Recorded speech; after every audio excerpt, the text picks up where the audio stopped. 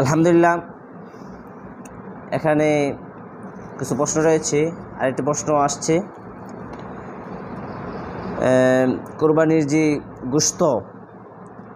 গোশত কীভাবে বন্টন করবে, বন্টন করার পদ্ধতি সম্পর্কে একটি প্রশ্ন এসেছে। যে একটি প্রসিদ্ধ একটি বিষয় বর্ণিত আছে বা প্রসিদ্ধ আছে যে তিন বন্টন করা। এক বন্টন নিজের জন্য, আরেকটি বন্টন আত্মীয় স্বজনদের জন্য এবং আরেকটি বন্টন গরিবদের জন্য করা। এটা আল্লাহ রাসূল সাল্লাল্লাহু আলাইহি ওয়াসাল্লাম এটি করতেন। আল্লাহ রাসূল যেহেতু শ্রেষ্ঠ মানব, এই জন্য তিনি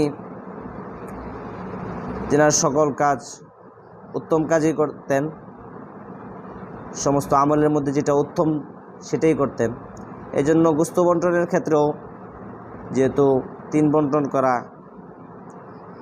এটা উত্তম মুস্তাহাব একটি আমল, যেটা আল্লাহ রাসূল সাল্লাল্লাহু আলাইহি ওয়াসাল্লাম করতেন। তবে উম্মতের জন্য এটা করা জরুরি নয়। কোনো উম্মত যদি, যেহেতু শ্রেষ্ঠ নবীর শ্রেষ্ঠ উম্মত, কোনো উম্মত যদি করতে চায় তাহলে সে করতে পারবে, কিন্তু তার জন্য এটা আবশ্যকীয় বা জরুরি কোনো বিষয় নয়। সে যদি চায় তাহলে সে এটা আমল করতে পারবে।